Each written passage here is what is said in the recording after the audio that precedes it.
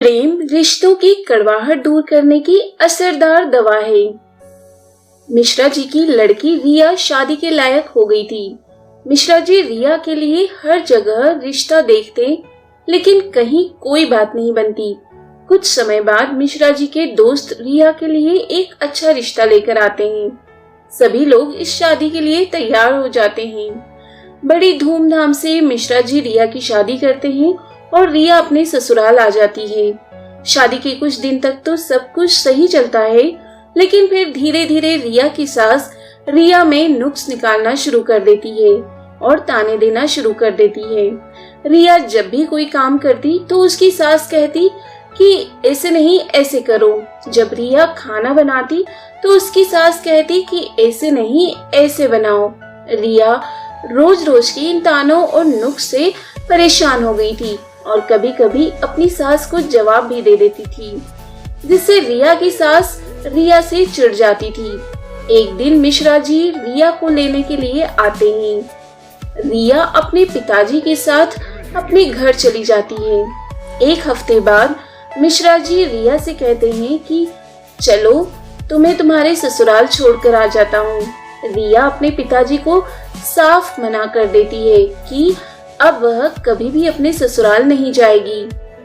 रिया के पिताजी रिया से सभी बात पूछते हैं कि ऐसा क्या कारण है जो तुम ससुराल नहीं जाओगी।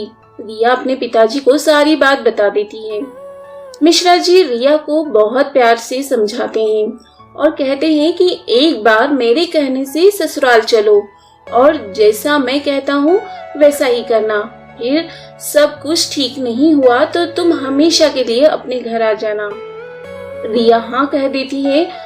रिया के पिताजी कहते हैं कि जब तुम्हारी सास कुछ कहे या ताने मारे तो तुम अपने मुंह में पानी भर लेना और जब सास चुप हो जाए तो पानी निकाल देना। तुम हमेशा ऐसा ही करना। रिया अब अपने ससुराल आ जाती है। अब रिया की सास रिया को कुछ भी कहती तो रिया मुंह में पानी भर लेती। सास थोड़ी देर बाद बोल बोल कर खुद शांत हो जाती और बाद में रिया मुंह से पानी निकाल देती थी। रिया हमेशा ऐसा ही करती। करीब 3 महीने ऐसे ही बीत जाने के बाद रिया की सास को महसूस होने लगा कि उसकी बहू कितनी अच्छी है। वह कभी भी उसे कोई जवाब नहीं देती है। अब रिया की सास ने रिया को ताने मारना बंद कर दिया था। धीरे धीरे रिया की सास और रिया में अच्छी बनने लगी थी और अब दोनों खुशी खुशी रहने लगे थे। एक दिन मिश्रा जी रिया से मिलने आते हैं। मिश्रा जी रिया को खुश देखकर बहुत खुश होते हैं। मिश्रा जी रिया से कहते हैं कि तुम्हें लेने आया हूँ, चलो मेरे साथ। रिया हंसते हुए कहती है कि पिताजी मेरा घर यही है और अब मैं अपनी सास को अकेले छोड़कर नहीं जाऊंगी। मिश्रा जी अपनी दी हुई सीख पर खुश होते हुए कहते हैं कि बेटा प्रेम से ही रिश्तों को जीता जा सकता है।